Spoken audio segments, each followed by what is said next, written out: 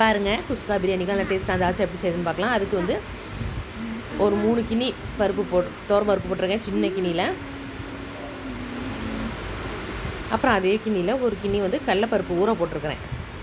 பாருங்கள் கடலப்பருப்பு நல்லா அது 2-3 மணி நேரம் ஊறிடுச்சு. அதையும் துவரம் பருப்பில் சேர்த்துக்கலாம். அது 3 பங்கு போட்டால் இது 1 பங்கு சேர்த்துக்கலாம். இப்போ பாருங்கள் இதெல்லாம் நல்லா ஒரு கழுவிட்டு தண்ணி ஊற்றி குக்கரில் விசில் விட்டுக்கலாம்.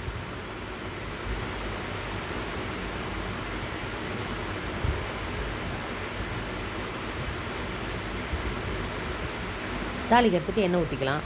நல்லாயிருக்கும், டேஸ்ட்டாக இருக்கும், ஈஸியாகவும் செஞ்சிடலாம். பாருங்கள் எண்ணெய் காஞ்சிருச்சு. வெங்காயம் சேர்த்துக்கலாம், பெரிய வெங்காயம். அப்புறம் பாருங்கள் வெங்காயத்தை நல்லா வதக்கிடுவோம்.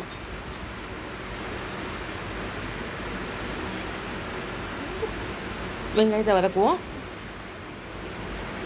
பாருங்கள் வெங்காயம் நல்லா வதங்கட்டும். அது பாருங்கள் இஞ்சி பூண்டு பேஸ்ட்டு வெங்காயம் வதங்கினோடனே இஞ்சி பூண்டு பேஸ்ட் வந்து நம்ம நல்லா ஒரு 2 ஸ்பூன் சேர்த்துக்கலாம். இப்போ அதையும் நல்லா வதக்கிடுவோம்.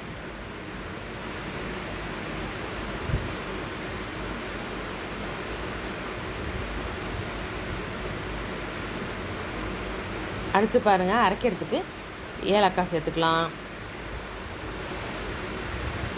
கிராம்பு சேர்த்துக்கலாம், பட்டை சேர்த்துக்கலாம், மிளகு சேர்த்துக்கலாம், ஜீரகம் சேர்த்துக்கலாம்.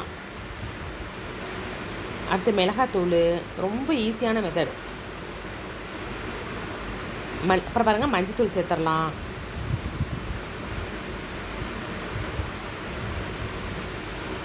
மல்லித்தூள் சும்மா 2 ஸ்பூன் தான் மல்லித்தூள்.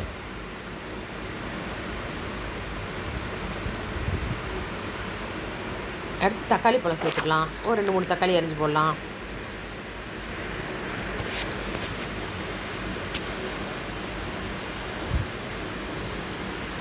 இப்போ எல்லாத்தையும் நைஸ் பேஸ்ட்டாக அரைச்சிக்கலாம்.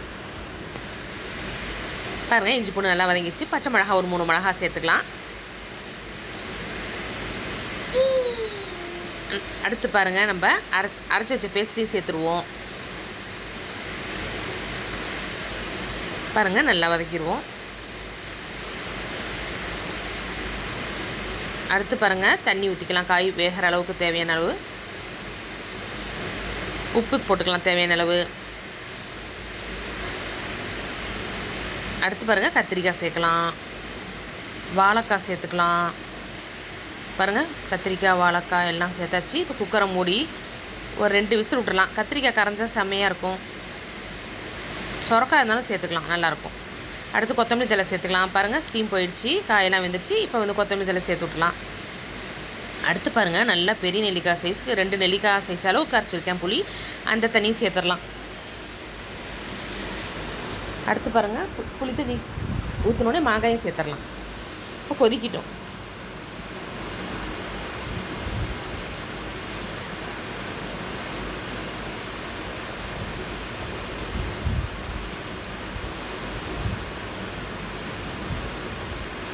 அடுத்து பாருங்கள் இந்த பக்கம் பருப்பு வெந்துருச்சு. அப்படியே கரையிலே மறைச்சி விட்றலாம் நம்ம.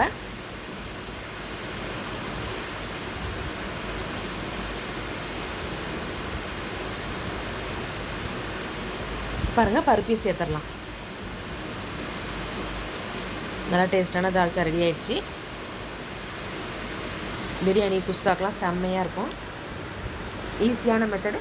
பிடிச்சிருந்தா லைக் பண்ணுங்கள், ஷேர் பண்ணுங்கள், கமெண்ட் பண்ணுங்கள், மறக்காமல் சப்ஸ்கிரைப் பண்ணுங்கள்.